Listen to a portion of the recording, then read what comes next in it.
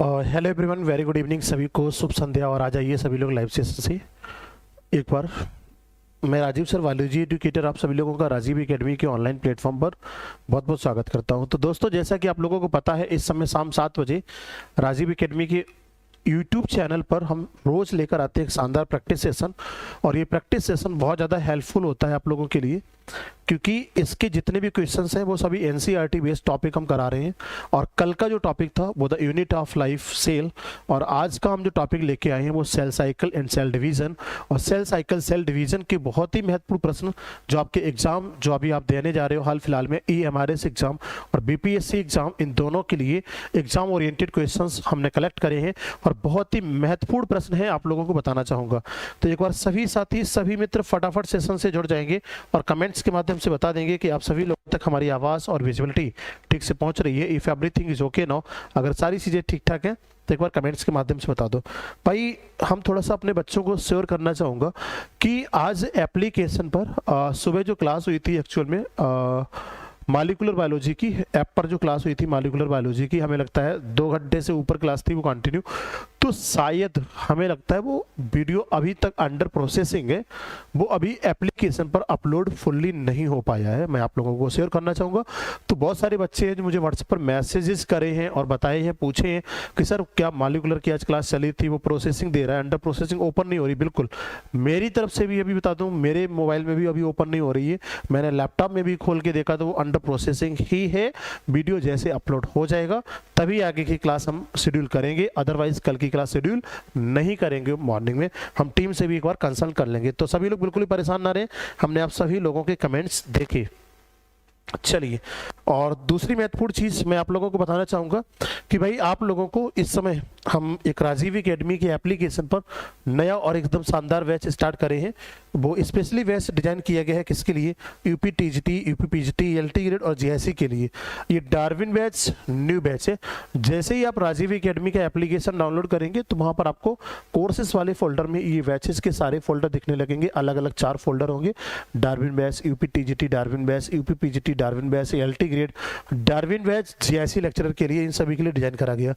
Darwin batch के features आपके screen पर है। हिंदी इंग्लिश बाइलिंगुअल क्लासेस है, पेड टेस्ट सीरीज भी, free topic wise test series है, फ्री एनसीईआरटी बेस्ड कंटेंट भी, डीपीपी, ये सारे प्रोवाइड्स कर रहे हैं। उसके साथ साथ मैं आपको बता दूं, डेली प्रैक्टिस प्रॉब्लम्स हैं, पीवाईक्यूज है, best study material with complete syllabus within time.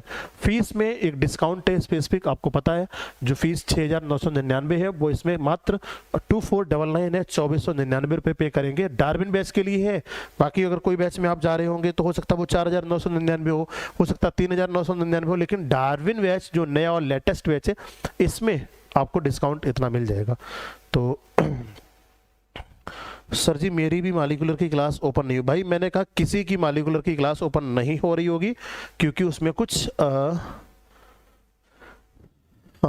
चलो बिल्कुल बिल्कुल, चलो चलो चलो। तो जैसे कि आपको पता है राजीव एकेडमी का एप्लीकेशन कहाँ से डाउनलोड करना है, गूगल प्ले स्टोर पे जाके आप ऐप डाउनलोड कर लेंगे। एप्लीकेशन जब डाउनलोड हो जाएगा, एप्लीकेशन डाउनलोड होने के बाद आप क्या करेंगे, इस पर अपना मोबाइल नंबर और ईमेल आईडी के साथ रजिस्ट्रेशन कर लेंगे। रजिस्ट्रेशन जैसे ही हो जाएगा उसके पश्चात आप लोगों को इसमें कोर्सेज वाले फोल्डर में जाके जो कोर्स आपको परचेज करना है वही सा कोर्स परचेज करके और अपने क्लासेस को कंटिन्यू स्टार्ट कर देंगे। तो जो भी साथी, जो भी मित्र हैं जो अपना बैच परचेज करना चाहते हैं, वो बैच नया प्रारंभ हो चुका है। आपको नंबर दे देता हूँ 735555 और 2073 7355552073। इस नंबर पर भी कॉल कर सकते हो, इस नंबर पर भी कॉल कर सकते हो, जो भी नंबर आपको मिल जाए उस पर आप कॉल या मैसेज करके मुझसे पूछ सकते हैं। तो चलिए, बहुत सारे मित्र, बहुत सारे साथी जैसा कि मैं देख पा रहा हूँ सेशन से जुड़ चुके हैं, और सभी लोग, सभी मित्र एक बार सेशन को अधिक से अधिक लोगों में शेयर भी कर देंगे। तो दोस्तों, आज के सेशन को हम प्रारंभ करें उससे पहले एक बार मुझे चैट बॉक्स में जाकर और एक बार पोटेंशियल एनर्जी अपना दिखाइए। एनर्जी का लेवल क्या है आप लोगों का, कि आप क्वेश्चंस को करने के लिए तैयार हैं? अगर इफ़ यू आर रेडी, आप अगर क्वेश्चंस के आंसर देने के लिए बिल्कुल एकदम से अगर कहा जाए कि फोड़ने के लिए क्वेश्चंस को बैठे हुए हैं, तो एनर्जी लेवल एक बार फायर इमोजी के साथ चैट बॉक्स में फटाफट दिखा दो मुझे, और जिससे हम क्वेश्चंस की श्रृंखला को आज की शुरू करें। तो जैसा कि आप लोगों को मैंने बताया ही है, एनसीईआरटी के सेशन है और बेहतरीन ये सेशन सारे के सारे एनसीईआरटी बेस्ड कंटेंट में करा रहा हूँ। और एनसीईआरटी बेस्ड जो कंटेंट आपको दे रहा हूँ इसमें आप लोगों को पता ही होगा। चलिए, आज का जो टॉपिक है, हम टॉपिक भी आपको दिखा देते हैं। बहुत सारे लोगों को पता होना चाहिए, कल भी मैंने बताया था क्लास के एंड में, cell cycle and cell division, है ना, cell cycle and cell division. क्या बात है, क्या बात है, सभी लोगों ने एनर्जी का लेवल दिखा दिया मुझे और बता भी रहे हैं कि हम सभी तैयार हैं क्वेश्चंस को फोड़ने के लिए। तो चलिए फिर आज का सवाल आपके स्क्रीन पर लाया जाए। First question on your screen. Session का पहला सवाल आपके स्क्रीन पर आ चुका है और आप सभी लोग पढ़िए और फटाफट करिए आंसर। चलिए, very good evening all of you, good evening सभी को, जितने भी मित्र, जितने भी साथी सेशन से जुड़े हुए हैं। चलो फटाफट आंसर दो। पहला सवाल आपके स्क्रीन पर आ चुका है और आप लोग पढ़ेंगे और आंसर करेंगे। एक बार सभी लोग वीडियो को अधिक से अधिक लोगों तक शेयर कर दीजिएगा और सभी लोग सेशन को लाइक जरूर कर लेना। और जो नए परीक्षार्थी होंगे जिन्होंने अभी तक चैनल को सब्सक्राइब नहीं करा, भाई चैनल को भी सब्सक्राइब करना ना भूलिएगा, क्योंकि आप लोगों के लिए शानदार प्रैक्टिस सेशन हम लेकर उपस्थित होते हैं इस समय शाम 7 बजे। चलिए, आज के सेशन का पहला सवाल। The centriole undergoes duplication during. अब पूछा गया कि सेंट्रियोल होता है वो डुप्लीकेट होता है कौन से स्टेज में। आपके स्क्रीन पर है S phase, prophase, metaphase, G2 phase. Cell cycle में 4 अवस्थाएं होती हैं। कितनी अवस्थाएं होती हैं? 4, G1, S, G2, M। तो सेंट्रियोल का डुप्लीकेशन किस अवस्था में होता है बताइए। पहला सवाल आपके स्क्रीन पर है। लवली, एस फेज, खुशबू, कोमल, अनुराधा, प्रीति, बहुत अच्छा, प्रिया, प्रिया, रुचि, बहुत अच्छा, सायन मंडल, बहुत अच्छा, well done, Amrita, Rashmi, Kavita, science biology, Rajpal, Sonam, Shalini, बहुत अच्छा, well done, all of you are giving the right answer here. सभी लोगों ने दिया सिंथेटिक फेज, और यस फेज का मतलब होता है सिंथेटिक फेज, और इसी में सेंट्रोमियल क्या करता है? डुप्लीकेट होता है। डुप्लीकेट मतलब डबल होता है फॉर रेप्लिकेशन ऑफ डीएनए, क्योंकि DNA replication occurs in that stage. अगला सवाल आपके स्क्रीन पर है, क्वेश्चन नंबर, ऐसे वाले सवाल जब भी देखो तब इधर उधर कर देते हैं, लेकिन मैं फिर भी आप लोगों को पढ़ के सुनाता हूँ। Question number 2 on your screen. Question number 2, match the list first and list second, दोनों को मैच करना है। देखो पहला है एस फेज। एस फेज में क्या होगा भाई बताओ? Protein are synthesised, inactive phase है, interval between mitosis and initiation of DNA replication. DNA replication, S phase में डीएनए रेप्लिकेशन होगा, तो पहले में चौथा ऑप्शन बचे 2। G2 फेज दिया गया, G2 फेज में क्या होगा बताओ? Gap 2, protein are synthesized, protein synthesized होगा, इनएक्टिव फेज होगा, या interval between mitosis and initiation of DNA replication. आपने का डीएनए रेप्लिकेशन, इनिशिएशन और माइटोसिस के बीच में अगर हम बात करते हैं तो क्या होगा यहाँ पर? Mitosis and initiation of DNA replication, इसके बीच का एक इंटरवल है वो G2 फेज है। या अगर पूछा जाए लास्ट कहाँ बचा? अच्छा ठीक है, इधर चौथी अवस्था ये है। बताइए G2 फेज में क्या होगा? G2 फेज में अगर पूछा जाएगा तो क्या बताओगे? G2 फेज में प्रोटीन आर सिंथेसाइज्ड, ए कर देंगे। तो फिर ऐसा देख लो, चौथा पहला, क्यूसेंट सेंटर कौन सा होगा? इनएक्टिव दूसरा, बिल्कुल सही है, inactive quotient centre inactive phase होती है। बचा कौन सा? G1 फेज, और G1 फेज होता है interval between mitosis and initiation of DNA replication. DNA replication start होने से पहले और माइटोसिस के बाद का जो इंटरवल होता है वो G1 स्टेज है। बिल्कुल सी इज द राइट आंसर। चलो आप लोगों ने क्या बताया? बेहतरीन, सी इज द करेक्ट आंसर। इस सवाल का सही जवाब क्या होगा? सी। चलो दोस्तों, अगला सवाल आपके स्क्रीन पर है और question number 3 on your screen. तीसरा सवाल आपके स्क्रीन पर है और आप सभी लोग पढ़ेंगे और करेंगे फटाफट राइट आंसर। लिखा गया, the attachment of spindle fibres to kinetochore of chromosomes become evident in. वो कौन से फेज में होंगे? एना फेज में होंगे, टीलो फेज में होंगे, प्रो फेज में होंगे, या मेटा फेज में होगा? बताइए। अगर पूछा जाता है कि जो अटैचमेंट ऑफ स्पिंडल फाइबर होते हैं to kinetochore of chromosome become evident in, कौन से फेज में पाए जाते हैं? सभी लोग बताइए। इस सवाल को पढ़ो, आंसर करो, मैं 1 सेकंड के अंतर्गत आया हूं।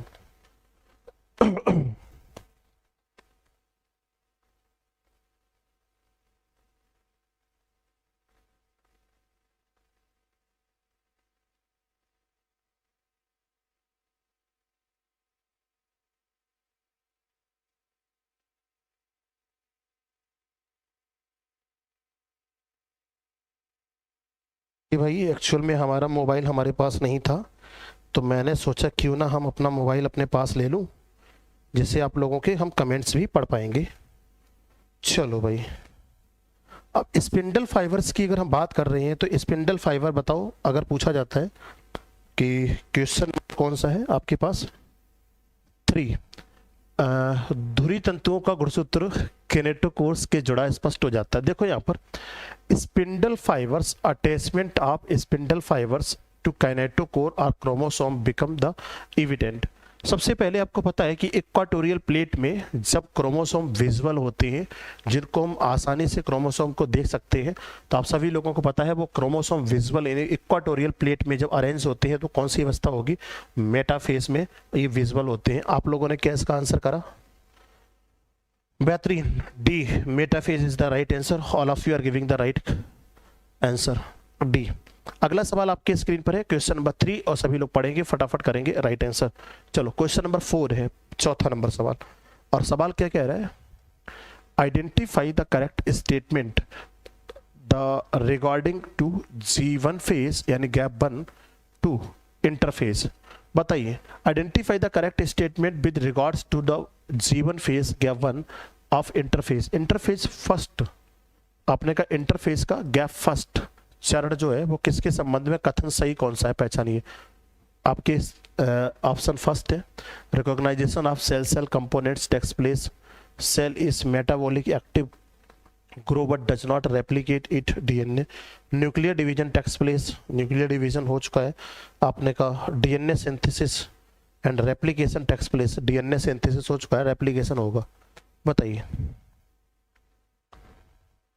ब्रजेश यादव, अरे भाई ब्रजेश भाई को ढेर सारा प्रेम, ढेर सारा स्नेह और नमस्कार। क्या हाल चाल है ब्रजेश भाई, आप इस समय कहाँ पर पोस्टिंग है ये बताइए, आपकी आप कहाँ पर पोस्टिंग है भैया ब्रजेश, ये हमारा नंबर है, इस पर फ़ोन करना मुझे। ब्रजेश भाई आपका क्या हाल चाल है, ये हमारा कॉन्टैक्ट नंबर है 7355552073। इस नंबर पर मुझे एक कॉल कर देना, आपका नंबर मुझे मिल जाएगा, और फ़ोन करिएगा 9 बजे के बाद, अभी 9 बजे के बाद, या दोपहर में कर सकते हो 4 बजे के बाद, उस समय भी मैं फ्री रहता हूँ, है ना ब्रजेश भाई। चलिए, तो बहुत सारे लोग हैं, बहुत सारे जो जवाब दे रहे हैं अलग अलग, कुछ लोग डी दे रहे हैं, कुछ लोग बी दे रहे हैं। तो तमाम साथियों ने रामपुर में पोस्टिंग है, बहुत अच्छा। इसमें रामपुर से बहुत सारे बच्चे हैं ब्रजेश जो बायोलॉजी की तैयारी कर रहे हैं, आपको बता दें मेरठ के, सहारनपुर के, रामपुर के बहुत सारे बच्चे हैं। देखिए ब्रजेश भाई, सीजन में आपका बहुत स्वागत है, और आप बायोलॉजी से ही लेक्चरर हैं, आपको बता दें जीव विज्ञान से ही इनकी रामपुर में पोस्टिंग है, और प्रयागराज में इन्होंने भी बहुत परिश्रम किया और उसके साथ साथ लगातार मेहनत की है, तो बहुत बहुत स्वागत है भाई। चलो भाई, बहुत सारे लोगों ने, और अच्छा लगता है जब आप सभी भाइयों को देखते हैं, और जितने मित्र, देखो यहाँ पर आप लोगों ने क्वेश्चन नंबर 4 का आंसर दिया। जब गैप 1 फेज की बात कर रहा है, गैप 1 का मतलब है recognition of cell cell components of takes place. क्या recognisation of cells all cells होंगे, नहीं, ये तो गलत हो जाएगा। Cell is metabolic active grow but does not replicate it DNA. आपने कहा गैप 1 की बात कर रहा है, जब गैप 1 में होगा तो आपको पता है यहाँ पे तैयार होगा, सारी मेटाबॉलिक एंजाइमेटिक रिएक्शंस हो चुकी होती हैं, सेल रेप्लिकेशन के लिए तैयार हो रही होती है गैप 1 में, तो मेटाबॉलिक एक्टिव होगा, और रेप्लिकेट अभी तक नहीं हुआ है तो बी होगा। आप लोग डी क्यों कर रहे हो, DNA synthesis replication takes place, अच्छा डी तो यार एस फेज में होता है, गैप 1 में कहाँ होता है, गैप 1 में कहाँ होता है, एस फेज में डीएनए रेप्लिकेशन होता है। DNA replication occurs in synthetic phase, synthesis phase है ना ये, रेप्लिकेशन या DNA synthesis occurs in S phase. D किस बेस पर कर दिया आप लोगों ने आंसर, हमारे ये नहीं समझ में आया। गुड इवनिंग सभी को, डी किस आधार पर किया था, चलो B is the right answer. Question number 5 on your screen, 5वां नंबर सवाल आपके स्क्रीन पर है, और आप सभी लोग पढ़ेंगे और आंसर करेंगे। चलिए question number 5, some dividing cells exist लिखा गया some dividing cells exits the cell cycle and enter vegetative inactive stage, this is called quiescent stage या इसे हम G0 स्टेज कहते हैं। This process occurs at the end of G1 phase, S phase, G2 phase, M phase. आपको पता है कि कुछ सेल्स होती हैं जो एग्जिट हो जाती है सेल साइकिल से बाहर निकल जाती है। हिंदी पढ़ सकते हो आप।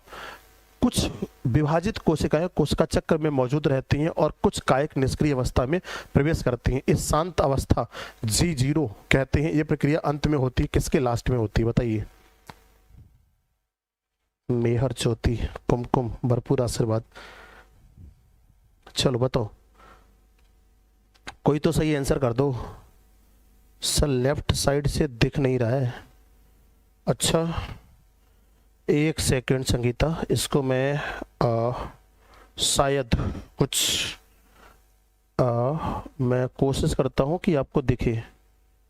चलो हाँ, वो एक्चुअल में ना कैमरा थोड़ा सा हिल गया होगा। अभी दिख रहा है ना? चलो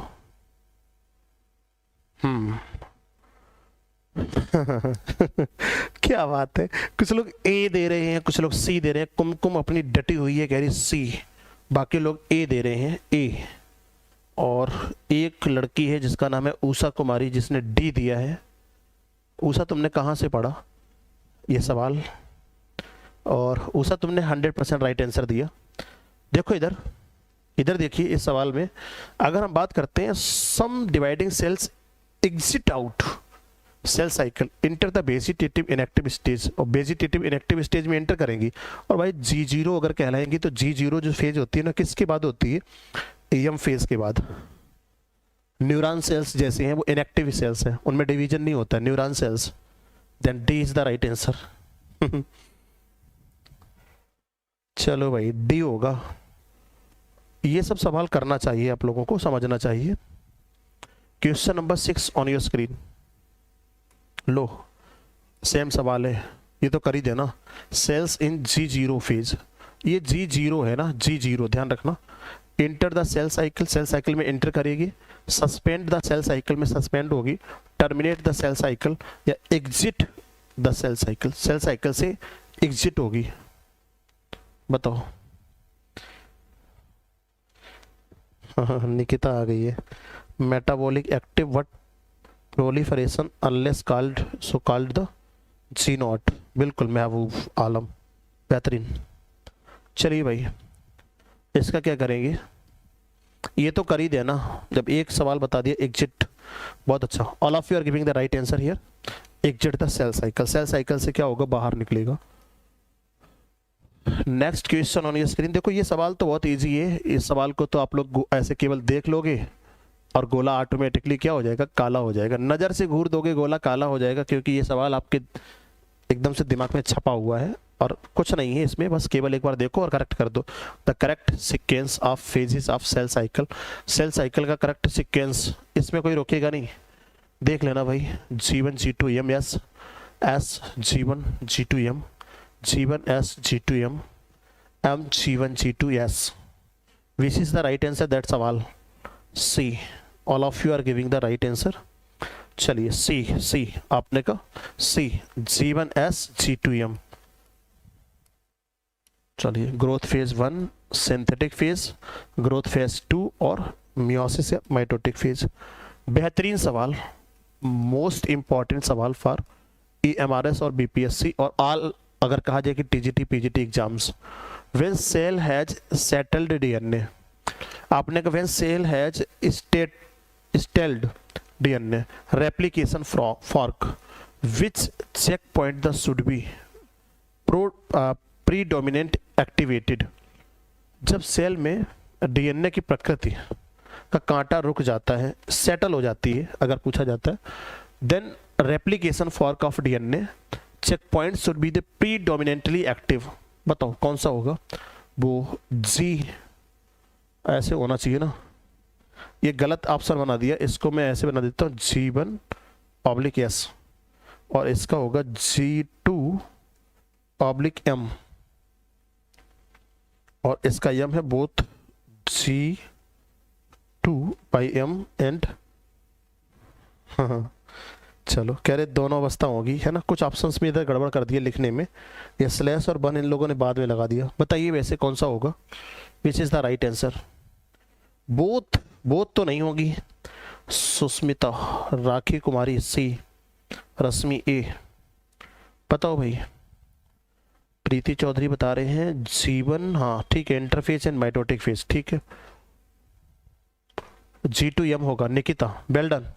देखो यहाँ पर अगर हम बात करते व्हेन द सेल से आपने when the cell has stalled DNA replication fork, जब सेल डीएनए रेप्लिकेशन फॉर्क अगर पूछा था कि स्टे हो देता है मतलब सेट हो जाता है, which check point the should be the predominant activate, तब उसके बाद कौन सा। अब आपका डीएनए अगर डीएनए फॉर्क रेप्लिकेशन अगर हो चुका है तो आपको पता है कि दो अवस्थाएं जा चुकी हैं। कौन कौन सी, एक ये जा चुकी है, एक ये जा चुकी है। बची कौन सी अवस्थाएं हैं, G2 और M, ये दो अवस्थाएं बची हुई। तो कौन सी अवस्था हुई, दो। जीवन और एस सिंथेटिक फेज पास हो चुकी है। जो रिमेनिंग सेल से अगर पूछा जाता है कि predominantly active should be the check point, तो कहां पर कर सकते हो आप, G2M फेज पर कर सकते हैं। तो B is the right answer that सवाल। क्वेश्चन नंबर 9 आपके स्क्रीन पर है और आप लोग पढ़िए और आंसर करिए। सवाल है during cell growth DNA synthesis takes place in. Cell growth में डीएनए की सिंथेसिस किस में होती है, इसमें तो कुछ रुकना ही नहीं है, इसके केवल नजर से घूर दो गोला काला हो जाएगा। हाँ बिल्कुल, एस में ही डीएनए का रेप्लिकेशन होता है, ये आपके स्क्रीन पर आ चुका है। हमको चलो इस फेज का बताओ फटाफट, राइट आंसर क्या करेंगे। During the growth of cell DNA synthesis takes place किस पर होगा, एस फेज में, यहाँ पर, यहाँ पर, यहाँ पर। तो सिंथेटिक फेज कौन सी है, एस फेज। एस फेज कौन सी है, सिंथेटिक फेज। इस सवाल में तो किसी ने गलत नहीं करा होगा, 100% लोगों ने दिया इसका राइट जवाब। अगला सवाल आपके स्क्रीन पर है, क्वेश्चन नंबर 10। और आज का टॉपिक इतना शानदार है क्योंकि इसके सवाल हर जगह मिलते हैं, सेल डिवीजन इसीलिए हमने उठाया क्योंकि आप लोगों के जो थोड़े थोड़े कंफ्यूजन है वो सब दूर हो जाए। बेहतरीन सवाल, during which phases of cell cycle amount of DNA in the cell remain at the 4C level. कहा गया कि during the which phase of cell cycle amount of DNA in cell remain at 4C level if the initial amount is denoted as 2C। कोशिका चक्र के किस चरण के दौरान कोशिका में डीएनए की मात्रा 4C स्तर पर रहती है यदि प्रारंभिक मात्रा को हम 2C के रूप में दर्शाते हैं। तो अवस्थाएं आपके सामने है, G0 G1 और ओनली G2 है, G2 एंड M अवस्था। बताइए कौन सी अवस्था होगी। अनुराधा, भरपूर आशीर्वाद बेटा। चलो भाई सभी लोग आ चुके हैं, फटाफट करो। 10th में कुछ लोग बता रहे हैं डी, कुछ लोग बता रहे हैं B, option B, option D. सोच समझ के आंसर दो, ऐसे तुक्का नहीं मारो, सोच समझ के आंसर करिएगा सभी लोगों से। देखो यहाँ पर क्वेश्चंस को अगर हम लोग देखेंगे, ये पूछा गया कि अगर कोई, हम लोग सेल की बात कर रहे हैं और उसमें इनिशियल स्टेज की अगर हम बात करते हैं तो अमाउंट ऑफ आपने का डिनोटेड कितना 2 से, और पहले कितना था 4 था। अगर 4C था तो इसका मतलब जब क्या हो गया होगा, जब इसमें क्या हो गया होगा, मियोसिस हो गया होगा। जब तक मियोटिक डिवीजन नहीं हुआ, जब तक मियोसिस नहीं हुआ, मियोटिकली डिवाइड नहीं होगा, तब तक क्या नहीं होगा, 2C और 2C। तो कुल मिलाकर इसमें क्या चाहिए बताइए, M फेज। और M फेज के लिए आपने का G2 और M फेज में ही क्या होगा, मियोसिस। तो राइट आंसर क्या करेंगे, डी। और जितने लोगों ने इसका डी आंसर दिया 100% राइट है, 100% राइट है। Question number 11 on your screen, 11 नंबर सवाल आपके स्क्रीन पर है, पढ़िए और आंसर करिए। In S phase of the cell cycle, बताइए बेहतरीन सवाल, सिंपल। कोशिका चक्र के एस चरण में क्या होगा, पढ़िए और आंसर करिए फटाफट। Kumkum, thank you so much Kumkum, questions collection are too good, thank you so much. Questions का कलेक्शन आपके एग्जाम ओरिएंटेड करा है, जो EMRS और मैंने कहा ना BPSC के लिए, और अभी तो एक्चुअल में मुझे पढ़ाना बहुत पड़ता है ना, मैं एप्लीकेशन पर इतनी क्लासेस लेता हूँ, सुबह से लेकर सुबह 6 बजे से क्लासेस स्टार्ट हो जाती है हमारी एप्लीकेशन पर, और 3 साढ़े 3 बजे तक क्लासेस रहती हैं, लगातार कंटिन्यू क्लासेस होती हैं। तो अगर एक बार कोर्स हमारा पूरा इधर कंप्लीट हो जाए ना एप्लीकेशन पर, फिर देखो यूट्यूब पर तहलका मचा दूंगा। इतने बढ़िया बढ़िया हम सोच लाएंगे, इतने बढ़िया बढ़िया क्वेश्चंस लाएंगे, आप लोगों को धुआंधार प्रैक्टिस कराएंगे। कोई भी एग्जाम होगा सर, एएलटी के लिए किसी बच्चे ने कुछ सवाल पूछा था क्या? श्वेता वर्मा सर, एएलटी में जनरल पेपर क्यों करवाएगा? अच्छा ये तो आयोग से पूछो कि एएलटी ग्रेड में जनरल पेपर क्यों करवाएगा। करवाता है, आपका सार्वभौमिक डेवलपमेंट देखता कि आपने क्या क्या पढ़ा क्या क्या नहीं पढ़ा, वो तो एक इवोल्यूशन का माध्यम है। Amount of DNA double in each cell, amount of RNA remain in same in each cell, chromosome number in increased, amount of DNA reduce to half in each other. S shape में क्या कर रहे हो आप लोग बताइए? A 100%।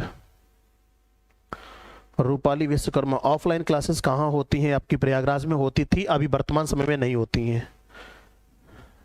बिल्कुल ए 100% right. सवाल 12 नंबर आपके स्क्रीन पर है और आप लोग पढ़िए और आंसर करिए फटाफट। बेहतरीन सवाल, अगर हमसे पूछेंगे तो मोस्ट इंपॉर्टेंट क्वेश्चन, ये भी इंपॉर्टेंट सवाल है, मोस्ट इंपॉर्टेंट सवाल। गिवन बिलो द आपने का schematic breakup of the phase stage of cell cycle, which of the following is the correct indication of the stage and phase in cell cycle. बताइए, पूछा गया कि नीचे कोशिका चक्र में चरणों और चरणों का एक योजनाबद्ध विवरण दिया गया है, तो निम्नलिखित में से कौन सा कोशिका चक्र में सही संकेत देता है? आपने कहा विच is the indication, the correct indication. बताइए, बी मेटाफेज। एक्चुअल में ये सवाल आप लोग कर नहीं पाएंगे क्योंकि भाई मैं नहीं समझ पा रहा हूं उतनी देर से ये क्या है। इसमें एक डायग्राम होना चाहिए था, इसमें एक डायग्राम होना चाहिए था, और अगर एक हम सेल साइकिल का डायग्राम बना देते छोटा सा, है ना, तो कुछ शायद हो जाता, तो कुछ शायद हो जाता। यहां से ले आओ, रहने ही दो, है ना, अब इस सवाल को जाने ही दो। ए बी सी, और ये इंटरफेज वाली अवस्था है ना, ये कौन सी अवस्था है? इंटरफेज वाली। इसको मैं डी कह देता हूँ ऑप्शन के आधार पे, डी। और ये कौन सी है? इंटर फेज वाली अवस्था है। कर नहीं पाओगे, है ना। इस टाइप का एक सेल साइकिल दिया गया चित्र में, उसके बाद ही कर सकते हो।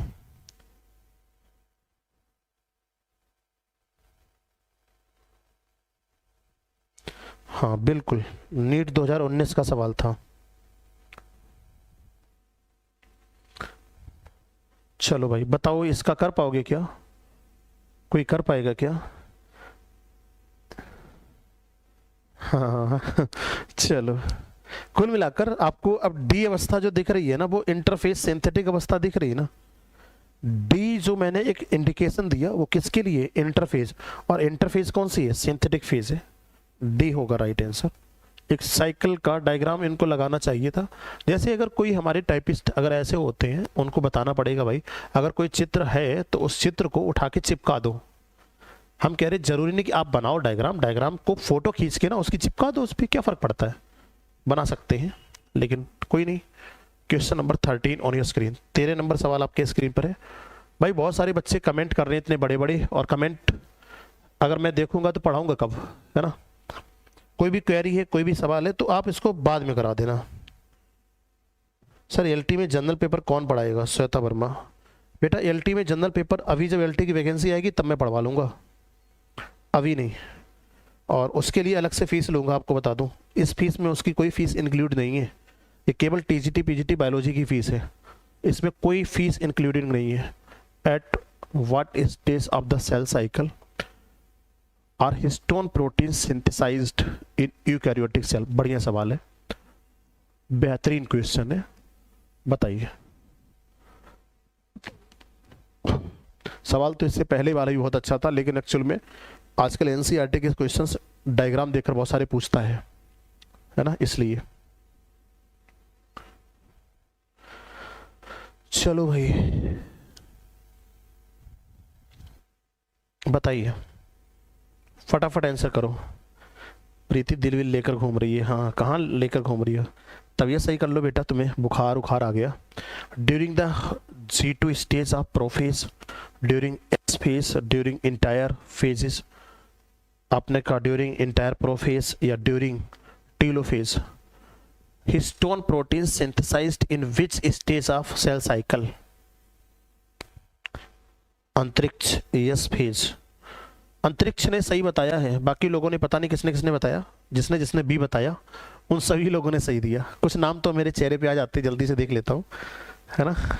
चलो अगला question number 14 on your screen. 14 number सवाल आपके स्क्रीन पर है और आप लोग पढ़िए और आंसर करिए।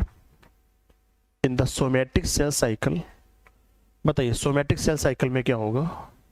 Somatic cell cycle in G1 phase DNA content double with the amount of DNA present in the original cell.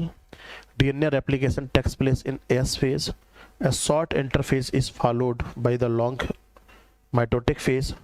आपने का G2 phase follows mitotic phase. Somatic cell में क्या होगा? दैहिक कोशिका चक्र में क्या होगा?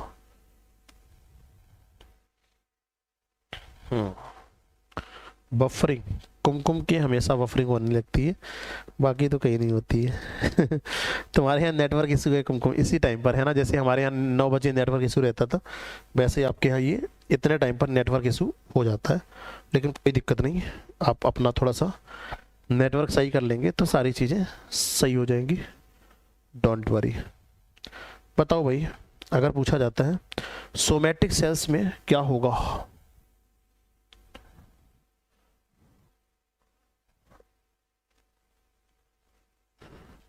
अस्मिता सी देती है, ललिता सी, Amrita D, Kavita A,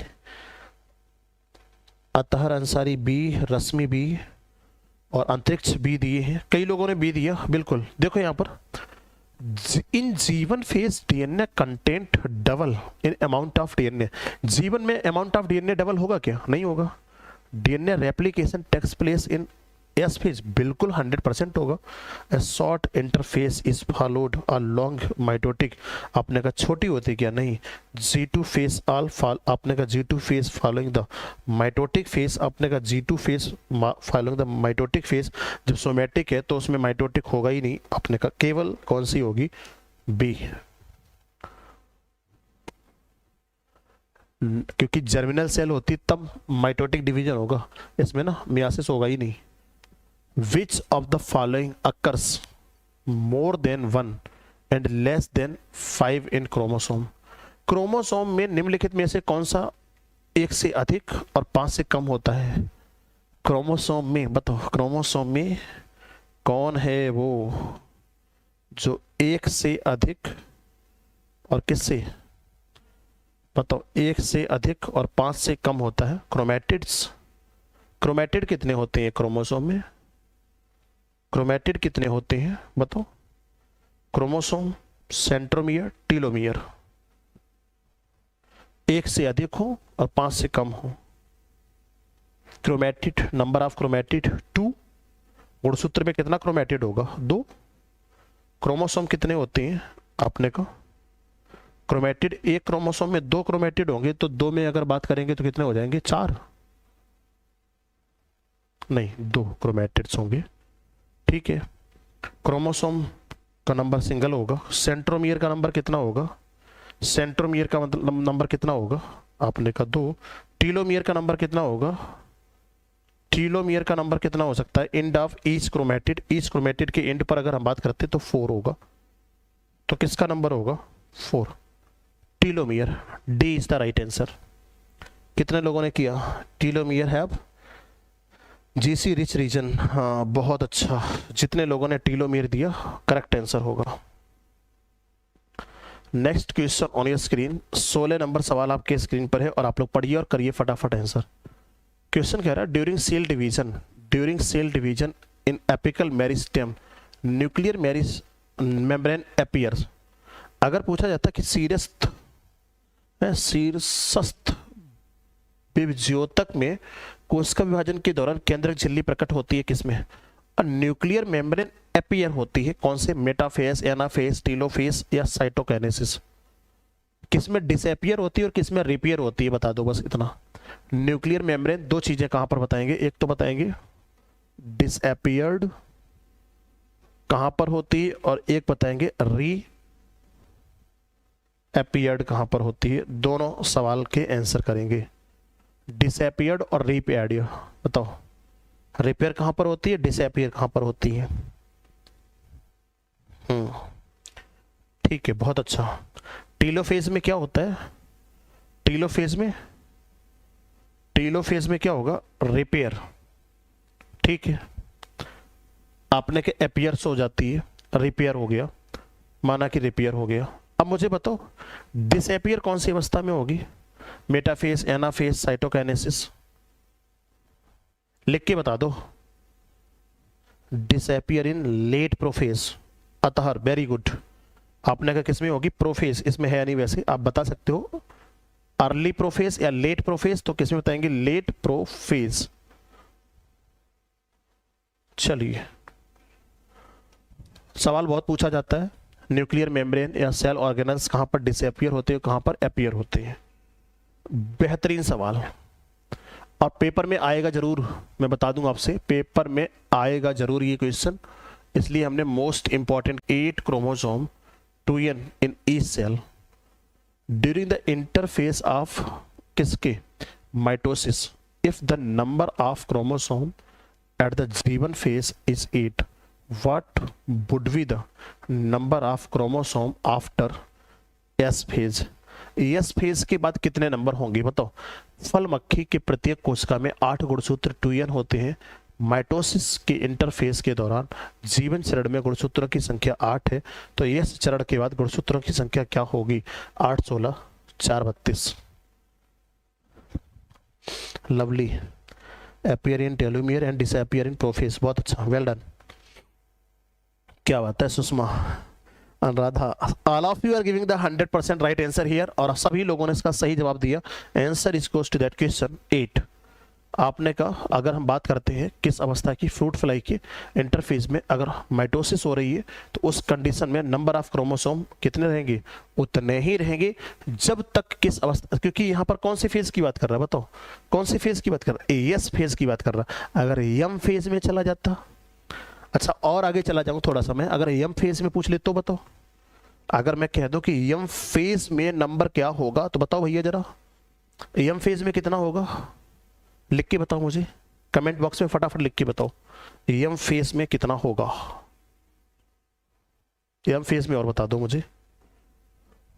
question number 18, in mitotic cycle the correct sequence of phases. ये तो बता ही चुकी हो, फिर से क्वेश्चन रिपीटेड है, बता देना फटाफट। Only DNA content gene double get double. बहुत अच्छा Mehboob. Same the G1 number of chromosome not phase.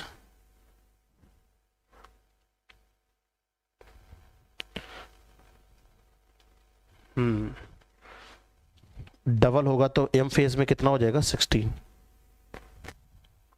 चलो ठीक है, इधर बताइए, इधर सीक्वेंस ऑफ प्रोफेज आप लोगों को पता ही है कौन सा? G1S G2M। ये सवाल तो करा चुका हूं। 18 में कौन सा होगा? बी। 18 में कौन सा होगा? बी, सभी को पता है। इसको जरा करिए, कर पाएंगे क्या? थोड़ा सा ऊपर कर देता हूं, इसको करिए जरा। क्वेश्चन को कुछ कॉलम दिए गए, match the following column, event occurs in the respective phase cell cycle, select the correct option. इसको पढ़ने में समझना गुजारिएगा, केवल हल्का से एक नजर देख लीजिएगा, पूछ क्या रहा है, जरूरी है जानना। कॉलम फर्स्ट, कॉलम सेकंड, ये दिया गया। G1 फेज, पहली फेज में क्या होगा? Cell grow and organelle duplication, DNA replication and chromosome duplication, cytoplasmic growth या आपने अलाइनमेंट ऑफ क्रोमोसोम। देखो G1 फेज की बात करेंगे तो cell grow and organelle duplication, और जो सेल ऑर्गेनल्स होंगे वो डुप्लीकेट होंगे क्या? पहली अवस्था क्या सही है? फिर दूसरी अवस्था दी गई S phase, DNA replication and chromosome duplication, 100% सही है। सेल ग्रो होगी, सेल ऑर्गेनल्स डुप्लीकेशन करेंगे। पहले का ए, दूसरे का, एक ही ऑप्शन है डी। ऑप्शन देख सकते हो। G2 में क्या होगा? साइटोप्लाज्मिक ग्रोथ होगी, बिल्कुल सही है। मेटाफेज में क्या होगा? अलाइनमेंट ऑफ क्रोमोसोम, क्या होंगे? अलाइनमेंट करेंगे। बेहतरीन, all of you are giving the right answer. और इसका करेक्ट आंसर क्या करेंगे? आपने का ऑल इज मैच्ड करेक्टली, सभी के सभी करेक्ट मैच हैं, जितने भी हैं ऑल आर मैच्ड करेक्टली, सभी करेक्ट मैच्ड हैं। Question number 20 on your screen, 20वां नंबर सवाल आपके स्क्रीन पर है और बेहतरीन सवाल। रुचि, तुमको मैंने अभी पढ़ाया था 2 दिन पहले फंगस में एप्लीकेशन पर, है ना? पढ़े तो बहुत सारे लोग होंगे। After karyogamy followed by meiosis spore are produced exogenously in. Exogenous और इंडोजेनस स्पोर फॉर्मेशन होता है, मैंने आपको बताया था sexual cycle of fungus, fungus के सेक्सुअल लाइफ साइकिल में। तो सबसे पहले यहाँ पर ऑप्शन में दिया गया अगेरिकस, अल्टरनेरिया, न्यूरोस्पोरा और सैक्रोमाइसिस। न्यूरोस्पोरा और Saccharomyces both are Ascomycetes member. किसके मेंबर है? एस्कोमाइसिटीज मेंबर है। अल्टरनेरिया किसका मेंबर है? हम थोड़ा सा हिंट दे रहे हैं आपको, ड्यूटेरोमाइसिटीज मेंबर, ड्यूटेरोमाइसिटीज मेंबर है। और अगेरिकस की बात करेंगे तो ये बैसिडियोमाइसिटीज का मेंबर है। हाँ, बैसिडियो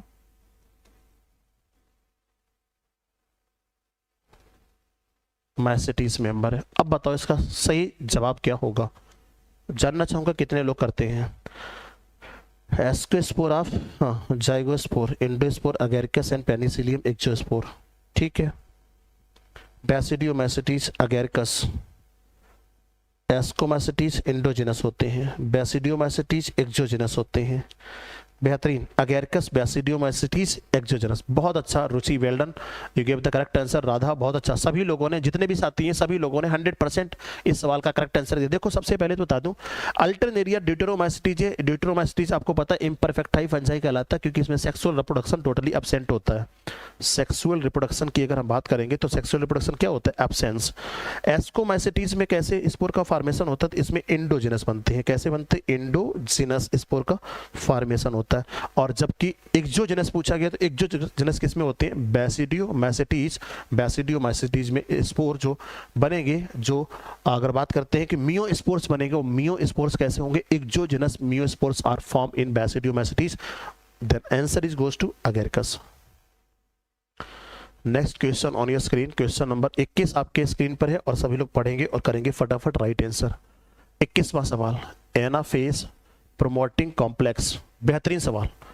इस सवाल को जरा देखते हैं कितने लोग सही आंसर कर पाते हैं। मोस्ट इंपॉर्टेंट या कह सकते हैं very important question for session. भाई फिर से बता दूं, ऐसे ही इसी प्रकार के क्वेश्चंस आजकल परीक्षा में पूछे जाते हैं, जो आपके यहाँ 100% मिलने वाले हैं। एनाफेज प्रोमोटिंग कॉम्प्लेक्स, जिसको हम APC is a protein degradation machinery necessary for the proper mitosis of animal cells. If anaphase promoting complex is defect in human cell, अगर human cell में कैसा हो जाए? डिफेक्टिव हो जाए। Which of the following is, आपने कहा expected to occurs, तो क्या होने की संभावना है? Chromosome will not B condensed, chromosome condensed नहीं होगा। क्रोमोसोम विल बी फ्रेगमेंटेड हो जाएगा। क्रोमोसोम विल नॉट सेग्रीगेट नहीं होगा। Recombination of chromosome arms will occurs, आपने कहा गुणसूत्रों की भुजाओं का पुनर्संयोजन होगा। विच is the right answer that सवाल? हाँ बिल्कुल, अल्टरनेरिया, अर्ली विलाइट ऑफ पोटैटो। उसका इकोनॉमिक इंपॉर्टेंस बता रही है फंगस का, निकिता, है ना? हाँ बिल्कुल, याद करते रहो भाई। Chromosome will not B segregated, Shalini Yadav, बहुत अच्छा सालनी यार, तुम जहां भी पढ़े हो ना बहुत शानदार पढ़े हो, बस इतना जान लेना। तुमने क्वेश्चंस लगाए हैं और बाकी लोगों ने जितने आंसर दे रहा, जिन लोगों ने आंसर करा, बिल्कुल chromosome will not B segregated, आपने कहा क्या नहीं होंगे? सेग्रीगेटेड क्रोमोसोम्स नहीं होंगी। सी 100% is the right answer, not segregated. अगला सवाल क्वेश्चन नंबर 22, 22 नंबर सवाल। ये तो और भी अच्छा सवाल है। अगर हम कहें तो ये 300 करोड़ बार परीक्षा में सवाल आएगा। अगर कोई एग्जाम जो एनसीईआरटी बेस्ड एग्जाम है, जिनका कैरिकुलम एनसीईआरटी है, वहां पे सवाल ये मिलेगा, छपेगा पेपर में। फिर से बता दूं, एनसीईआरटी का क्वेश्चंस सभी के सभी हम करवा ही रहे हैं, वैसे ये पेपर में छपेगा, श्योर छपेगा। Which of the following option gives correct sequence event during mitosis? बताइए, माइटोसिस का सही ऑर्डर क्या है? आपके स्क्रीन पर है।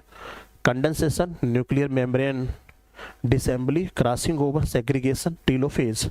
Condensation, nuclear membrane disassembly, arrangement of equator और centromere division, segregation, telophase. Condensation, crossing over, nuclear membrane disassembly, segregation, telophase और कंडेंसेशन, अरेंजमेंट ऑफ एक्वेटर और सेंट्रोमियर डिवीजन, सेग्रीगेशन। अवस्था बस देख लेना, 100% सही हो जाएगा। माइटोसिस की बात कर रहा भैया, किसकी बात कर रहा? माइटोसिस। सबसे पहले देखो क्रॉसिंग ओवर क्या होता है माइटोसिस में? क्रॉसिंग ओवर क्या माइटोसिस में होता है? बिल्कुल नहीं होता है ना। फिर देखोगे condensation of nuclear membrane disassembly arrange at the equatorial chromosome, centromere division होगा, सेग्रीगेशन होगा, टीलोफेज। बिल्कुल सही है। सी कौन दे रहा है? क्रॉसिंग ओवर जब होता ही नहीं है तो फिर सी का है आंसर दे रहे हैं। कुछ लोगों ने बी दिया, किसने किसने दिया? बायोलॉजी की पितामह, बायोलॉजी की पितामह ने भी महबूब आलम ने दिया है, अस्मिता दी है। बायोलॉजी की पितामह हैं आप, बिल्कुल जनक हैं। अब मैं कह सकता हूँ बायोलॉजी की पितामह भाई। कंडेंसेशन, अरेंजमेंट ऑफ एक्वेटर था। लेकिन अगर पूछा जाता है सेंट्रोमियर डिवीजन एंड सेग्रीगेशन, ये दिया गया, बी दिया गया। कंडेंसेशन होगा, न्यूक्लियर मेम्ब्रेन डिसेंबली होगी, अरेंजमेंट ऑफ एक्वेटर मेटाफेज में होगा, सेंट्रोमियर डिवीजन होगा, सेग्रीगेशन हो जाएंगे, टीलोफेज अवस्था हो जाएगी, फिर से क्या हो जाएंगे? रिपेयर हो जाएंगे। तो answer is goes to be that सवाल। बेहतरीन, अच्छा लगता है जब आप लोग आंसर करते हैं इन सवालों के, और इन सवालों के आंसर करना मतलब मुश्किल ही नहीं। अगर कहा जाए कि उन्हीं लोग कर पाएंगे जो 100% पढ़े होंगे, जिनकी तैयारी बायोलॉजी में अच्छे लेवल की होगी, वही इन सवालों के आंसर करेंगे। तो हम ये तो नहीं कहेंगे कि मुश्किल ही नहीं, नामुमकिन है ना। नामुमकिन कुछ नहीं है, बस अभ्यास करिए, प्रैक्टिस करिए और एनसीईआरटी फोकस करिए। 100% सारे क्वेश्चंस आपके सॉर्ट आउट होंगे।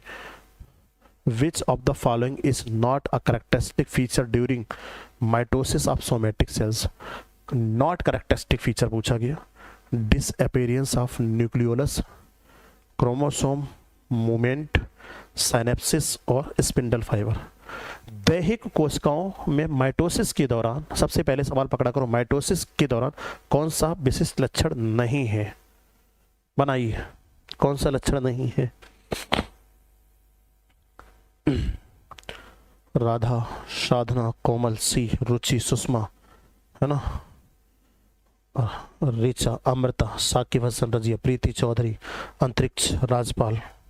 बेहतरीन, all of you are giving the right answer. देखिए यहाँ पर आपको पता है कि साइनेप्सिस, ये पेयरिंग, होमोलॉगस जब पेयरिंग होती है, और होमोलॉगस पेयरिंग किस में होती है? मियोसिस में। किस में होती है भाई बताओ? मियोसिस में, नॉट अकर्स इन माइटोसिस। तो कौन सा नहीं होगा? C is the right answer. Next question on your screen, 24 number सवाल आपके स्क्रीन पर है और आप लोग पढ़िए और फटाफट करिए right answer. Spindle fibre attached on to, spindle fibre इससे जुड़ते हैं, किससे? गुणसूत्र का काइनेटोकोर, गुणसूत्र का सेंट्रोमियर, गुणसूत्र का काइनेटोसोम, गुणसूत्र का टीलोमियर। आपके स्क्रीन पर है। Kinetochore of chromosome, centromere of chromosome, kinetosome of chromosome या telomere of chromosome. Spindle fibre का केमिकल कंपोजिशन क्या है? किसके बने होते हैं ये? हाँ, zygotene of sub stage of meiosis first. LG Pandey deputy director, उसके लिए ट्रिक है एलजी पांडे डिप्टी डायरेक्टर। कुछ लोग बता रहे हैं A is the right answer. A बता रहे हैं, A is the right answer. अच्छा, काइनेटोकोर ऑफ द क्रोमोसोम, इससे क्या जुड़ते हैं? Spindle fibres. बेहतरीन। All of you are giving the right answer और 100% लोगों ने इसका सही जवाब दिया। बेहतरीन, जितने भी मित्र, जितने भी साथी हैं, सभी लोगों ने इसका राइट आंसर करा। Next question on your screen, question number 25 आपके स्क्रीन पर है और ये भी अच्छा सवाल है। 25वां नंबर सवाल, the complex formed by the pair of आपने कहा synapsed homologous chromosome is called equatorial plate, kinetochore, bivalent या एक्सोनिम। अंतर्ग्रथित समजात गुणसूत्रों के एक जोड़े द्वारा निर्मित संकुल को कहा जाता है। बताओ क्या कहोगे संकुल को? आपने complex formed a pair of synapsed homologous chromosome is called equatorial plate, kinetochore या bivalent axoneme. Which is the right answer that सवाल। भाई बहुत सारे लोग लाइव हैं, लेकिन मैं चाहूँगा एक बार हमारे जितने भी मित्र, जितने भी साथी हैं सेशन से जुड़े हुए, तो please put like button first. सभी लोग सेशन को एक बार लाइक कर दो और अधिक से अधिक लोगों में एक बार शेयर भी कर सकते हैं आप लोग, वो आप लोगों की इच्छा है, शेयर करें या ना करें, लेकिन लाइक बटन दबा सकते हैं अगर क्वेश्चंस अच्छे हैं, कलेक्शन अच्छा है। जब लाइक्स हमें मिलते हैं, जब आप लोगों के कमेंट्स हमें मिलते हैं तो थोड़ा सा मज़ा आता है ना। थोड़ा सा मज़ा का मतलब ये है कि अंदर से एक गुड फील आता है और फिर लगता है कि नहीं, कुछ क्वेश्चंस को चलो कराते हैं, फोड़ते हैं। तो सभी लोग सेशन को लाइक जरूर कर दिया करो, है ना। जो नए बच्चे होंगे, जिन लोगों ने चैनल को अभी तक सब्सक्राइब नहीं करा होगा, भाई चैनल को सब्सक्राइब भी कर लो, क्योंकि ये भी आपके काम आने वाला है। बिल्कुल आप लोगों ने आंसर किया क्या? Bivalent, C is the right answer, C is the right answer. Question number 26, अब तो विजुअल है ना। चलो 26 नंबर सवाल। और आप लोग, कुछ लोग तो सोचते ही होंगे सर इतने बड़े बड़े सवाल काहे लेकर आते हैं, है ना। छोटे छोटे सवाल लाए होते तो हम लोगों को काम आ जाते, लेकिन ये बड़े सवाल ही आपके काम आने वाले हैं। किसमें? EMRS एग्जाम में। आपको बता, EMRS ही नहीं, अब आप कोई भी परीक्षा देने जाओ, क्वेश्चंस का लेवल बढ़ चुका है, क्वेश्चंस का स्टैंडर्ड बढ़ चुका है। अच्छे खासे सवाल आपको मिलने वाले हैं परीक्षाओं में, अच्छे खासे सवाल आपको मिलने वाले हैं। चलो, stage cell division is shown in the figure. अरे यार नहीं कर पाएंगे क्योंकि फिगर ही नहीं है ना। Select the answer which giving the correct identification of stage the characteristic of mentions. कैसे करोगे? Telophase nuclear envelope Golgi complex. जब फिगर नहीं है तो सवाल कैसे करोगे? कोई कर पा रहा है क्या?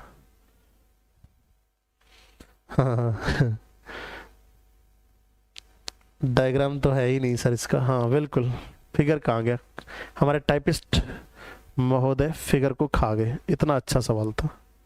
चलो कोई बात नहीं, 27 नंबर सवाल करो। Select the correct option respective to किसके? पता है, रिस्पेक्ट टू माइटोसिस। माइटोसिस के परिदृश्य से कौन सा सही आंसर है? Chromatids start moving toward the opposite pole in telophase, Golgi complex, endoplasmic reticulum और still visible at the end of prophase. Prophase के एंड पर दोनों विजिबल हो जाएंगे। अच्छा chromosome move to the spindle equatorial gate alignment along the equatorial plate in metaphase. क्या बात है। Chromatid separate word the remain in the centre of the cell in anaphase. Chromatid separate होते हैं लेकिन सेल के सेंटर में ही बने रहते हैं। अच्छा ऐसा भी क्या होता है बताओ, इसमें तो बताइए दो।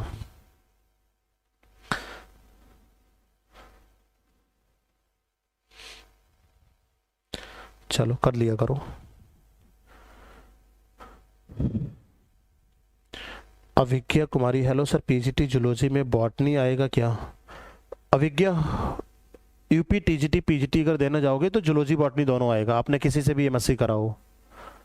यूपी पीजीटी प्रवक्ता में या सेंट्रल गवर्नमेंट, बिहार को छोड़कर स्पेशलाइजेशन है बिहार में, मध्य प्रदेश में, शायद मध्य प्रदेश का नहीं, बिहार को छोड़कर। बाकी सेंट्रल गवर्नमेंट में यूपी पीजीटी अगर हम बात करते हैं, पीजीटी एग्जाम्स के लिए आपने एमएससी किसी से भी किया हो, चाहे जूलॉजी से किया हो चाहे बॉटनी से किया हो, पीजीटी के लिए आपको बायोलॉजी पढ़ना पड़ेगा। क्या पढ़ना पड़ेगा? जूलॉजी बॉटनी बोथ, है ना। पहली बात तो है अविज्ञा, दोनों ही पढ़ना पड़ेगा। हाँ बिहार में बायोलॉजी नहीं, बिहार में या तो जूलॉजी या तो बॉटनी स्पेशलाइजेशन होगा। चलो बताओ भाई, इसका आंसर करें क्या आप लोग? कितने लोगों ने करा? राधा सी, साकिब सी, ललिता बहुत अच्छा। नेगेटिव मार्किंग भी होती है क्या? एग्जाम पे डिपेंड करती है कि कौन सा एग्जाम देने जा रहे हो।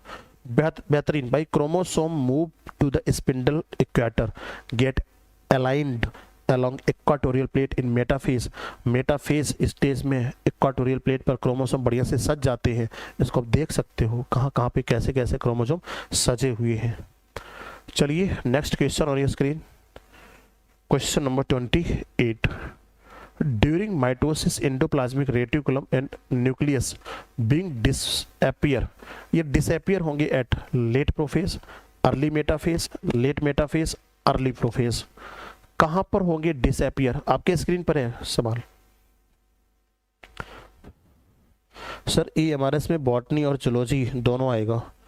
प्रियंका बिंदु, हाँ बिल्कुल EMRS आप PGT कर देंगे, PGT EMRS उसमें दोनों आएंगे, जूलॉजी बॉटनी बिल्कुल। शालिनी बहुत अच्छा, शानदार। BPSC में नेगेटिव मार्किंग नहीं है, नहीं BPSC में नहीं है अनुराधा, बिल्कुल।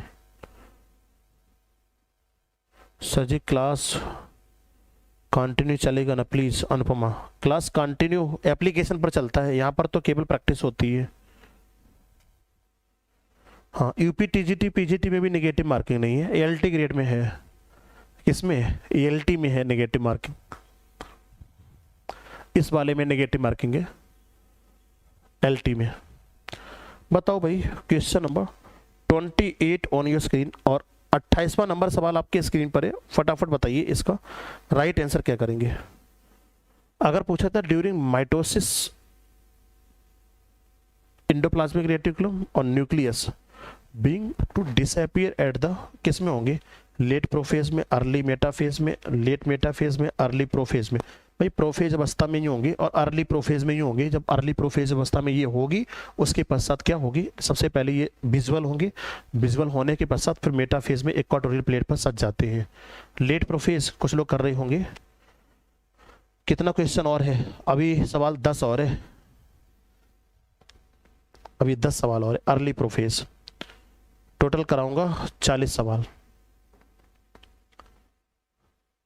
Which stage of cell division do the following figure, figure है ही नहीं ना, A and V represent respectively, metaphase telophase, figure ही नहीं है तो क्या ही बताऊंगा। चलो 30 नंबर क्वेश्चन बताओ। सेंट्रोमियर की आवश्यकता होती है किसमें?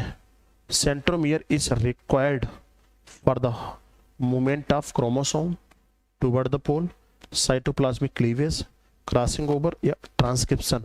सेंट्रोमियर की रिक्वायरमेंट होती है किसके लिए? 30 नंबर सवाल आपके स्क्रीन पर है, फटाफट बताओ।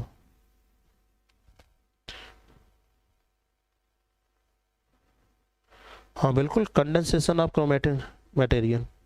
कंडेंसेशन वाला, ये कंडेंसेशन का मतलब ये वाला वो वाला नहीं है रश्मि, जिसको हम लोग बोलते हैं ये कंडेंस्ड होता है, सघन हो जाती है संरचना। कंडेंस्ड, नॉट कंडेंसेशन, कंडेंस्ड होता है।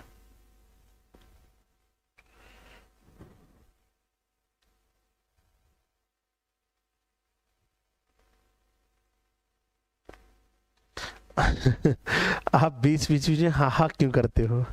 हा इसलिए करता हूँ क्योंकि जो सवाल अच्छे होते हैं उस पर हा करता हूँ, जिससे आप लोगों को पता चलता जाए कि कहीं पर कुछ वो हो रहा है, इसका मतलब ये है।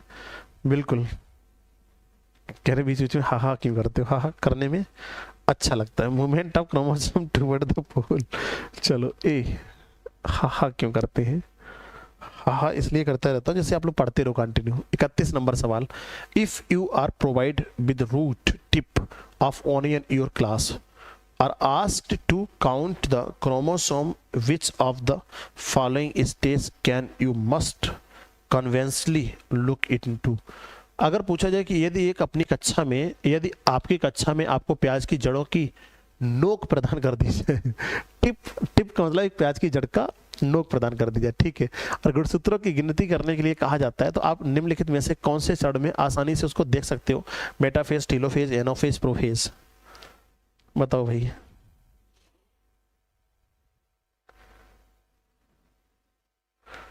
हाँ प्रज्ञा दीक्षित, मेटाफेज, बहुत अच्छा, वेल डन। पता नहीं क्या क्या लिखते रहते हो। चलो इक्वाटोरियल प्लेट पे मेटाफेज स्टेज में सज जाते हैं और मेटाफेज स्टेज में ही विजुअल होते हैं। क्वेश्चन नंबर 32, 32 नंबर सवाल आपके स्क्रीन पर है, पढ़िए और आंसर करिए। विच one of the following precedes the reformation of the nuclear envelope during M phase of the cell cycle? Reformation the nuclear envelope, बस इसी लाइन से सवाल को पकड़ सकते हैं। अभी मैंने बताया था, बताओ आपने कहा डीकंडेंसेशन फ्रॉम द क्रोमोसोम। अच्छा सही तो कह रही थी रश्मि, कंडेंसेशन तो लिखा गया बिल्कुल। डीकंडेंसेशन of chromosome and reassembly of the nuclear lamina, transcription of chromosome and reassembly of nuclear lamina, formation of contractile ring and formation of phragmoplast, formation of contractile ring and transcription of for chromosome। कोशिका चक्र में यम चरण के दौरान निम्नलिखित में से कौन सा एक परमाणु आवरण सुधार से पहले होता है? हिंदी अलग लिख दिया है, अंग्रेजी अलग लिख दिया है। एम अवस्था कहाँ थी? अच्छा हाँ ठीक तो है, during M phase cell cycle, ठीक है सेम है। बताइए सर जी प्रैक्टिस डेली होगा ना? कोई जरूरी नहीं है प्रैक्टिस डेली हो जाए अनुपमा।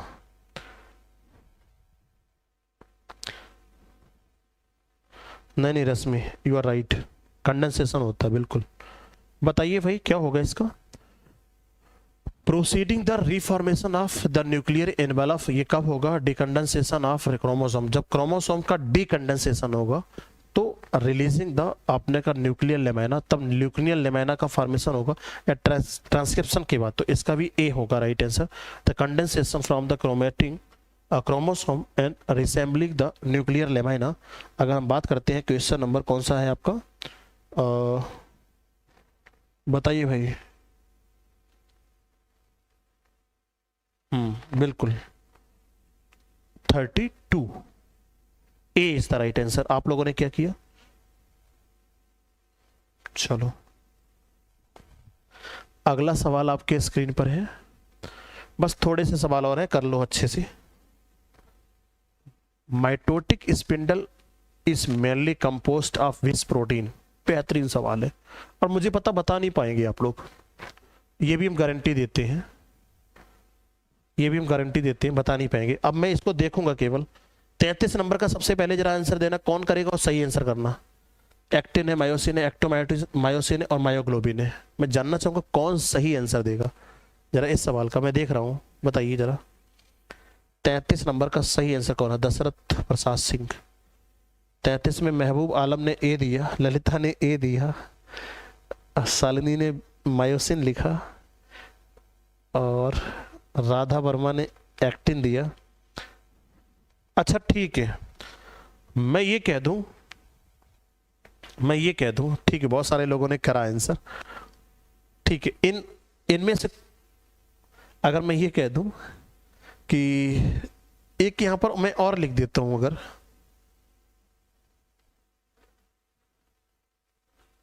जरा अब बताना, एक ऑप्शन मैंने और बढ़ा दिया, A B C D E, ये लो एक ऑप्शन मैंने और बढ़ा दिया, जरा आप बताना कौन सा सही होगा। अब मैं जानना चाहूंगा कौन सा सही होगा। निकिता ट्यूबुलिन प्रोटीन, मैंने एक ऑप्शन बढ़ा दिया अपनी तरफ से, अब बताना जरा कौन सा सही होगा।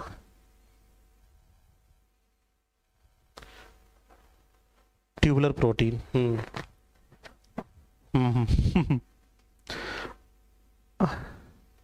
ऑप्शन रॉन्ग थे सभी। फ्लैजिला, ट्यूबुलिन, ई। चलो बिल्कुल, अगर ये ऑप्शन में नहीं है ट्यूबुलिन तो हम किसको करेंगे? एक्टिन, क्योंकि एक्टिन एक मस्कुलर प्रोटीन है, बाकी है तो सभी muscular, but actin protein is किसका?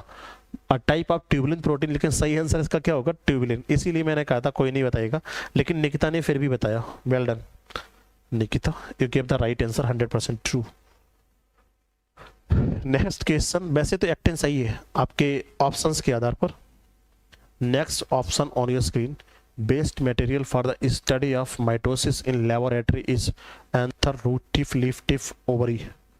बताओ भाई सबसे अच्छा माइटोसिस को अध्ययन करने के लिए प्रयोगशाला में सर्वोत्तम सामग्री कौन सी है? परागकोश, जड़ टिप, पत्ती की नोक, अंडाशय। जहां पर क्या होंगे, मेरिस्टेमेटिक डिवीजन होना चाहिए, जहां पर क्या होना चाहिए, मेरिस्टेमेटिक टिश्यू, और मेरिस्टेमेटिक टिश्यू में मल्टीपल डिवीजन होता है। Meristematic tissue are found in, कहां पर, रूट टिप, और किसकी, ओनियन रूट टिप, उसमें भी किसकी देंगे, प्याज की जड़, ओनियन रूट टिप, हाँ बहुत अच्छा, onion root tip, all of you are giving the right answer. Next question on your screen, 35 number सवाल आपके स्क्रीन पर है, पढ़िए और आंसर करिए। During cell division the spindle fibre attached to chromosome at the region called chromocentre, या अपना का काइनेटोकोर, या सेंट्रियोल, या chromomere. During cell division spindle fibre attach to the chromosome at the region is called, आपने कहा जिस स्थान पर क्रोमोसोम से स्पिंडल फाइबर अटैच होंगे उस स्थान को क्या कहते हो। कोशिका विभाजन के दौरान स्पिंडल फाइबर किस क्षेत्र में गुणसूत्र से जुड़ते हैं, वो स्क्रीन पर है आपके, क्रोमोसेंटर, काइनेटोकोर, या सेंट्रियोल, या क्रोमोमियर। बताइए विच is the right answer that question.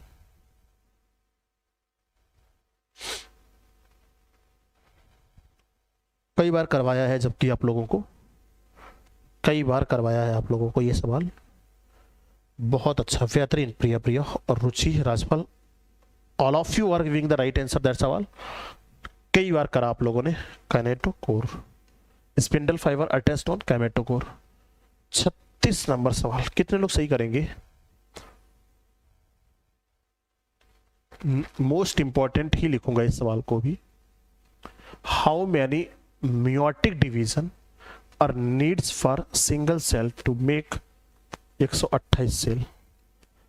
128 कोशिका बनने के लिए कितने मियोटिक डिवीजन होंगे एक सिंगल सेल से अगर बनेंगे, बताओ भाई जरा। अंकिता भटनागर, कुछ क्रिएटिव, दशरथ, खुशबू, राधा, आफाक आलम, महबूब आलम, 64। अरे यार महबूब आलम, सोचो जरा। सुषमा किरण सिंह बताती हैं 7, कुछ लोग 64। पढ़ो भाई। उषा कुमारी, अच्छा। शालिनी यादव 7, प्रगति 7, मेहर 74, 64। इधर देखो, इधर इधर इधर इधर देखो हमारी तरफ। महबूब इधर देखो, इधर देखो, इधर इधर। मैंने कहा कि अगर सिंगल सेल है भाई, फर्स्ट डिवीजन होगा, फर्स्ट मियोटिक डिवीजन, पहला मियोटिक डिवीजन होगा तो कितनी सेल हो जाएंगी, 2। एक से कितनी होगी, 2। दूसरा इनमें मियोटिक होगा, कितनी हो जाएंगी, 4। तीसरा इसमें डिवीजन होगा, कितनी हो जाएंगी बताओ भाई, 4 से 8, क्योंकि एक में डबल होती ना, एक मियोसिस में डबल होती ना एक सेल से, तो एक सिंगल सेल से। चौथे में कितनी हो जाएगी भाई, चौथा डिवीजन में कितना हो जाएगा बताओ भाई, 16। 5वें डिवीजन में कितना हो जाएगा भाई, 32। 6वें डिवीजन में कितना हो जाएगा भाई, 64। 7वें डिवीजन में भाई कितना हो जाएगा, 128। तो कितनी बनानी है आपको, हाउ मैनी माइटोटिक डिवीजन, जब कितना माइटोटिक डिवीजन चाहिए फॉर अ सिंगल सेल, एक सिंगल सेल के लिए अगर हमें 128 बनानी है तो 7, 2, 4, 8, 16, 32, 64, 128। कितना करें आप लोग। हाँ प्रीति गंगवार, तुम बहुत लेट आई है। Now I am free, for free hit the weighing the dinner. ठीक है, करते रहना डिनर। थोड़ी देर बाद बात करता हूँ, अभी मैं क्लास ले रहा हूँ। चलिए भाई, सभी लोग उम्मीद करता हूँ राइट आंसर करे होंगे। चलिए 7 A is the right answer. Next question on your screen, question number 37। हमें लगता है कि लंबी मैराथन मारी जाए किसी दिन, 5 घंटे की लगातार या 12 घंटे की लगातार। EMRS को लेकर क्या 12 घंटे लगातार कंटिन्यू सेशन चलाए जाए, सुबह से लेकर शाम तक या शाम से लेकर सुबह तक। कुछ 12 घंटे अगर आप लोग तैयार हो तो एक मैराथन मार दिया जाएगा। Which one of the following structure will not be common to mitotic cell in higher plants. बताइए इनमें से कौन सा कॉमन स्ट्रक्चर है, निम्नलिखित में से कौन सी संरचना उच्च पौधों में माइटोटिक कोशिकाओं के लिए सामान्य नहीं है। किसके लिए? माइटोटिक। हाँ जी सर, हाँ वही लोग जाएंगे जो, yes sir, yes sir, yes sir. 12 घंटे की क्लास में जिनका EMRS होगा, नो सर। हाँ, ओनली संडे को। चलो कोशिश करता हूँ, संडे को तो एग्जाम हो जाएगा ना। सेल प्लेट है, सेंट्रियोल है, सेंट्रोसोम है, spindle fibre. Which one of the following structure will not be common into the mitotic cell of higher plant. आपने कहा हायर प्लांट्स, और अगर हम बोलते हैं फ्लैजिलेटेड लोअर प्लांट्स, इन दोनों में कॉमन क्या नहीं है, तो ध्यान रखिएगा। वो सेल प्लेट है, वो सेंट्रियोल है, या सेंट्रोमियर है, या स्पिंडल फाइबर है। तो क्वेश्चन नंबर अगर हम बात करते हैं, क्वेश्चन नंबर 37 में आप लोग बताएंगे सेल प्लेट आप सभी को पता है, इक्वाटोरियल प्लेट, ये दोनों में कॉमन है। सेंट्रियोल की अगर बात करते हैं तो सेंट्रियोल, सेंट्रोमियर दोनों में हायर और लोअर प्लांट्स में पाई जाती है स्पिंडल फाइबर, लेकिन हायर प्लांट्स में नॉट कॉमन है, लेकिन लोअर प्लांट्स हम कह सकते हैं बाई फ्लैजिलेटेड, ऐसे पौधे जो बाई फ्लैजिलेटेड है, बाई फ्लैजिलेटेड। बताइए भाई, बाई फ्लैजिलेटेड प्लांट्स में क्या होगा, तो बेसिकली इसमें सेंट्रियोल प्रेजेंट होता है, but not common in higher plants. Centriole, उम्मीद करता हूं आप लोगों ने centriole present in animals, option B. हाँ बहुत अच्छा। लोअर प्लांट्स में होता है, ध्यान रखना, बाई फ्लैजिलेटेड में, but not in higher. Animal में तो होता ही है, प्लांट्स की बात कर रहे थे, एनिमल की नहीं। The point at which polytene chromosome appear to be attached together is called. आपने कहा वह बिंदु, जिस बिंदु पर पॉलीटीन में क्रोमोसोम आपस में जुड़े रहते हैं, उस बिंदु को क्या कहते हैं? सेंट्रियोल, सेंट्रोमियर, क्रोमोमियर, या chromocentre. Polytene, LG Pandey deputy director. आपने कहा किसमें? पॉलीटीन क्रोमोसोम, जो पॉलीटीन क्रोमोसोम आप लोगों ने देखे ना, सलेवरी ग्लैंड के पॉलीटीन क्रोम, बाल्बियानी ने खोजे थे, बाल्बियानी रिंग, याद है ना? कहाँ पर कनेक्टेड होते हैं, कहाँ पर जुड़े रहते हैं? सेंट्रियोल पर, सेंट्रोमियर में, क्रोमोसमियर में, या क्रोमोसेंटर में? बताइए जरा इसका। बाल्बियानी रिंग, सलेवरी ग्लैंड।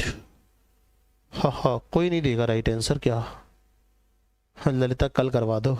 कल तो नहीं करवाऊंगा अभी।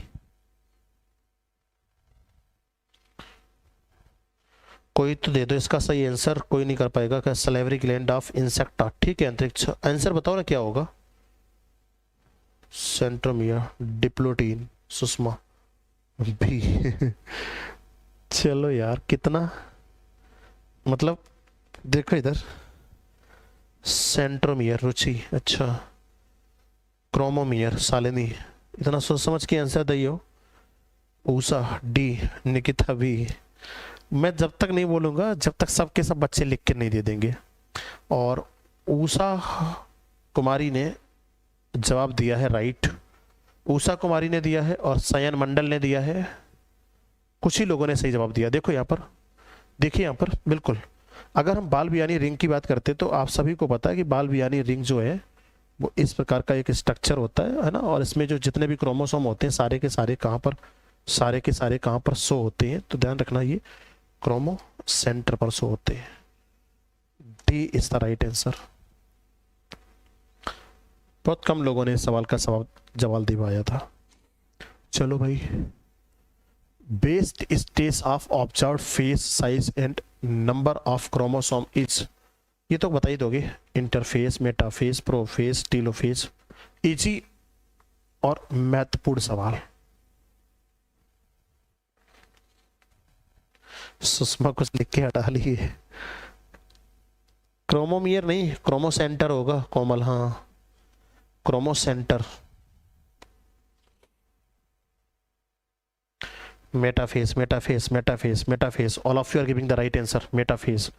आपने कहा कौन से स्टेज में कर सकते हो? और सेशन का अंतिम सवाल, last question of the session, आज के सेशन का अंतिम सवाल है और आप लोग पढ़िए और आंसर करिए। In salivary gland chromosome polytene chromosome pairing in absent occasional अपने का ओकेशनल होता है, formed between non homologous chromosome formed between homologous chromosome.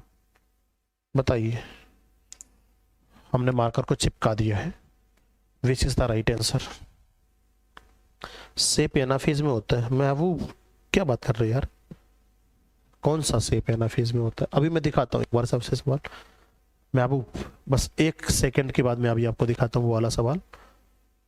इसका बताइए, 40 नंबर क्वेश्चन आपके स्क्रीन पर है और इसका आंसर करो सभी लोग फटाफट। विच इज द राइट आंसर?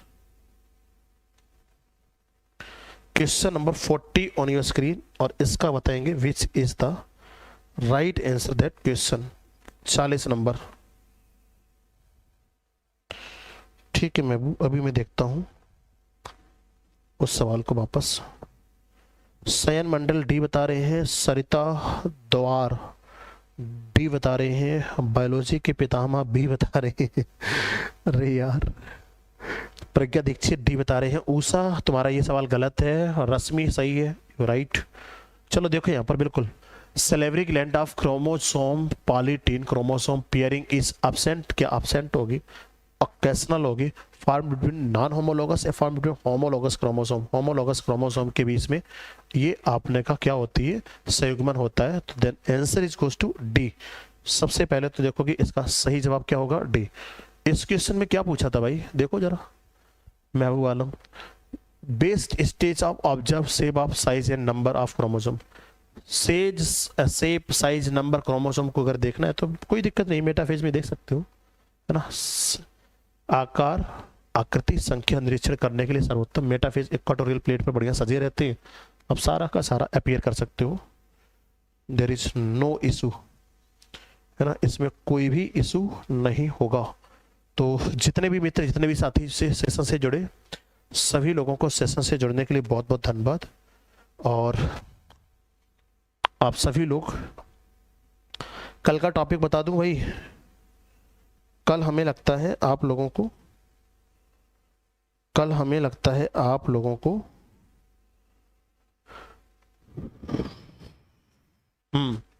कल का टॉपिक कौन सा बता दूं भाई, बताओ। कल का टॉपिक अगर आप लोग पूछना चाहते हैं तो कल का टॉपिक मैं आप लोगों को बता दूं। कल का टॉपिक क्या रहने वाला है सेशन प्रैक्टिस में? तो कल का टॉपिक रहने वाला है प्रैक्टिस सेशन में। कल का टॉपिक बताइए भाई, क्या कर दूं? बायोमॉलिक्यूल्स नहीं, किसी ने फोटोसिंथेसिस कहा था शायद। कल बॉटनी में फोटोसिंथेसिस कराऊंगा। कल का टॉपिक क्या होगा? Photo synthesis. चलो भाई, प्रकाश संश्लेषण के कल सवाल होने हैं, तैयार रहो। कल सवाल प्रकाश संश्लेषण के लिए लेके आ रहा हूं सर। कल भी इसी चैप्टर से कराइए। मियोसिस के करोगे क्या? प्लांट फिजियोलॉजी की? हाँ ठीक है, कल प्लांट फिजियोलॉजी करा दूंगा, नेक्स्ट डे करा दूंगा। इसी चैप्टर के क्यों कराऊं? कुछ क्रिएटिव पॉइंट इस चैप्टर के कर नहीं पाई हो क्या तुम? ठीक है, कल प्लांट फिजियोलॉजी में करा देता हूँ, फोटोसिंथेसिस करा देता हूँ, कोई इशू नहीं है ना। फोटोसिंथेसिस है, प्लांट रेस्पिरेशन है, इनके करा देता हूँ। तो ठीक है दोस्तों, आज के लिए इतना काफ़ी है। It's enough for today. Thank you so much. सभी लोगों को सेशन से जुड़ने के लिए बहुत बहुत धन्यवाद। बाकी मुलाकात होगी कल आप लोगों से तीन और शानदार सेशन में। प्लांट फिजियोलॉजी का कल होने वाला है, पादप कार्यकी का प्रैक्टिस और बॉटनी का सेशन होगा। प्लांट फिजियोलॉजी का शानदार सेशन रहने वाला है, तो उसमें बहुत सारे शायद कन्फ्यूजन्स होंगे बच्चों के, तो सारे के सारे दूर करेंगे। और सभी लोगों ने शानदार पढ़ा हुआ भी है, तो कल मिलते हैं। एक इवोल्यूशन का करा दीजिए सर, ठीक है, नेक्स्ट डे इवोल्यूशन करा देंगे। कल प्लांट फिजियोलॉजी करा देते हैं, अगले दिन इवोल्यूशन भी करवा देंगे, है ना। साल नहीं। और किसी की कोई भी अगर लगता है कि किसी को कोई टॉपिक पूछना हो, सर किसी की भी प्रैक्टिस करना हो तो ठीक है। मिलते हैं दोस्तों, आज के लिए इतना काफ़ी। It's enough for today. Thank you so much and good night all of you. सभी लोगों को सेशन से जुड़ने के लिए बहुत बहुत धन्यवाद। और भाई जितने बच्चे जुड़े, thank you for watching the. Subscribe कर लीजिएगा राजीव एकेडमी का channel, like subscribe bell icon, जो भी प्रोसेस होती है। और सभी लोग एक बार लास्ट में जाके ऑफलाइन कमेंट जरूर कर दिया करिए। उस कमेंट्स के माध्यम से हमें पता चलता है कि आप लोगों की हमारे बीच तारतम्यता क्या बन रही है। और आपकी पढ़ाई का स्तर तो हमें पता ही चलता रहता है, साथ साथ में हम ऑब्जर्व करते रहते हैं। बस एक बेहतरीन सेशन के बाद में जब कमेंट्स चैट बॉक्स, ये तो लाइव चैट हो गया, लाइव के जो कमेंट बॉक्स होता है उसमें जरा फीडबैक दिया करिए कि क्वेश्चंस का लेवल क्या था, स्टैंडर्ड क्या था। क्योंकि बहुत सारे बच्चे होते हैं उन कमेंट्स को देखते हैं और उन कमेंट्स के करने से ही आप लोगों के लिए कुछ पॉजिटिव हम लोगों के अंदर भी एनर्जी आती है। तो thank you so much for the guys.